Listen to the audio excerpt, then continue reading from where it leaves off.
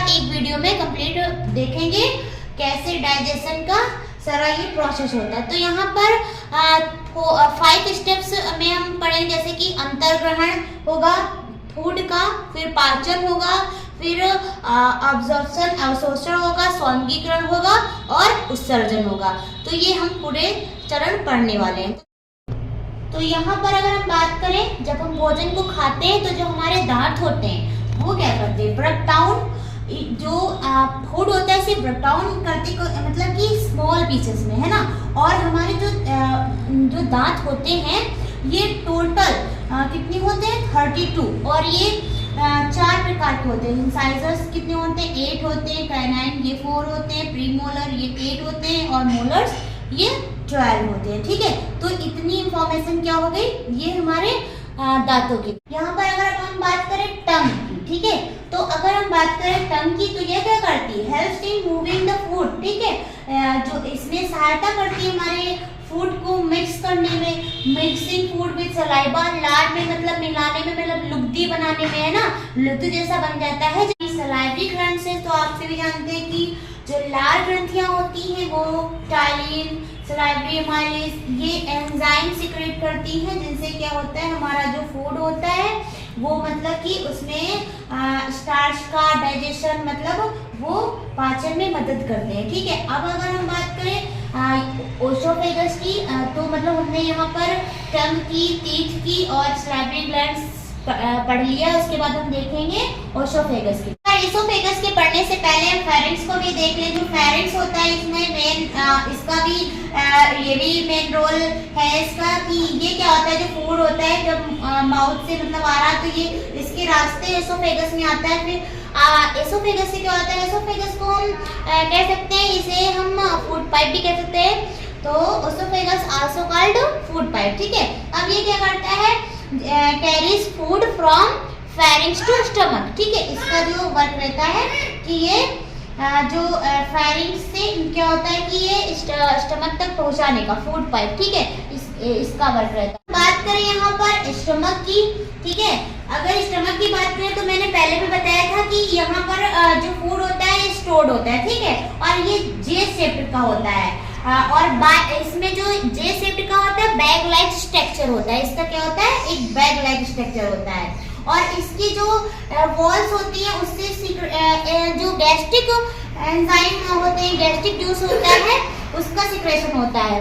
और अगर यहाँ पर हम बात करें कि जो एसियल होता है, ये जो माइक्रो ऑर्गेनिज्म होते हैं ये भी यहीं से मतलब इसी से यहाँ पर इसकी जो वॉल्स होती हैं इसका भी सिक्रेशन होता है, मतलब कि एसियल का, म्यूकस का, गैस्ट्रिक एंजाइम का।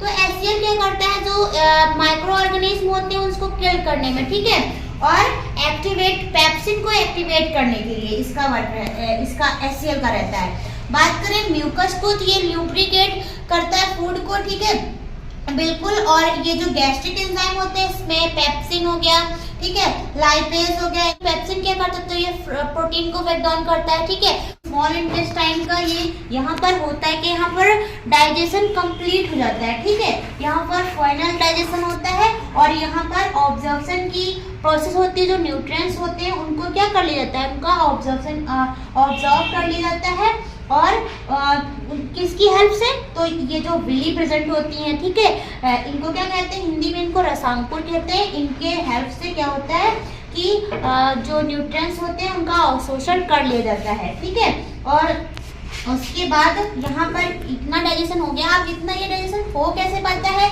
इनमें हेल्प करते हमारा जो लीवर होता है, पैनक्रियास होता है, ठीक है, और जो है हेल्प गैल ब्लैडर भी करता है। तो अब हम लीवर और गैल ब्लैडर, पैनक्रियास के विषय में भी जान लेते हैं। तो हम बात करें लीवर की, तो लीवर हमारे बॉडी की सबसे बड़ी ग्रंथि होती है, largest gland of the body. ठीक है, और ये एक जूस प्रोड्यूस करती है जिसे कहते हैं बाइल जूस, और जो कि ये जो गैल ब्लैडर है इसमें ये स्टोर्ड रहता है। और ये हेल्प क्या करता है ये जूस, तो which helps in digestive of fats, मतलब ये डाइजेशन में ये हेल्प करता है। ये जो हमारा जो मतलब कि प्रोड्यूस करता है बाइल जूस, ये जो हमारा लीवर होता है ये बाइल जूस को प्रोड्यूस करता है, और वो हेल्प करता है डाइजेशन में। ठीक है, और अगर हम बात करें कि ये जब बाइल जूस प्रोड्यूस होके फिर स्टोर्ड कहाँ होता है, तो गैल ब्लैडर में। गैल ब्लैडर जो होता है एक पी शेप्ड स्ट्रक्चर होता है और ये लोकेटेड कहाँ होता है, तो ये लीवर के पीछे स्थित होता है। हमारा पैंक्रियाज होता है, इससे जो सिक्रेशन होता है ये पैंक्रियाटिक जूस इससे निकलते हैं, तो उसमें हमारा पैंक्रियाटिक एमाइलेज जो क्या करेगा, ये डाइजेस्ट करता है कार्बोहाइड्रेट को, ठीक है। और जो ट्रिप्सिन है ये डाइजेस्ट इसका ब्रेक डाउन करेगा, प्रोटीन का डाइजेशन होता है इसमें, और जो हमारा लाइपेज होता है ये हेल्प करता है फैट को डाइजेस्ट करने में, ठीक है। तो ये जो एंजाइम हुए मतलब जो लीवर ने प्रोड्यूस किया बाइल जूस और जो हमारे पैंक्रियाज से जो पैंक्रियाटिक जूस है, ये दोनों मतलब ये जो जूस होते हैं ये हमारा स्मॉल इंटेस्टाइन में आकर के आते हैं, फिर यहाँ पर डाइजेशन होता है और वहाँ पर कंप्लीट प्रोसेस होती है। अब हम बात करेंगे हमारे लार्ज इंटेस्टाइन। लार्ज इंटेस्टाइन को हम कहेंगे कॉलन भी कह सकते हैं लार्ज इंटेस्टाइन को। इसकी जो लंबाई होती है वो 1.5 मीटर होती है। इसका मेन फंक्शन होता है वाटर को, यानी कि जो हमारा पानी है उसको अवशोषण करने का, ऑब्जर्प्शन ऑफ वाटर, ठीक है, इसका मेन फंक्शन होता है। यहाँ पर डाइजेशन जो होता है वो नहीं होता है कह ले, ठीक है। और जो डाइजेस्टिव जो स्मॉल इंटेस्टाइन होती है यहाँ पर डाइजेशन कंप्लीट रूप से मतलब पूर्ण रूप से हो जाता है, ठीक है। अगर हम बात करें कि जब ये बड़ी आत्मा जाके और फिर यहाँ पर जल का अवशोषण होके फिर क्या होता है, जो न्यूट्रिएंट्स होते हैं वो तो अपना मतलब यहाँ पर ही अवशोषित कर लिए गए थे, तो यहाँ पर ये जो जल का अवशोषण होने के बाद रेक्टम में क्या होता है, जो वेस्ट मटेरियल होता है उसके जो वेस्ट मल होता है उसको स्टोर कर दिया जाता है रेक्टम में, ठीक है, मलाशय में। और उसके बाद होता क्या है कि एनस के द्वारा इस मल को बॉडी से निकाल दिया जाता है, उत्सर्जन कर दिया जाता है। तो ये हमारा पूरा कंप्लीट हो गया डाइजेशन।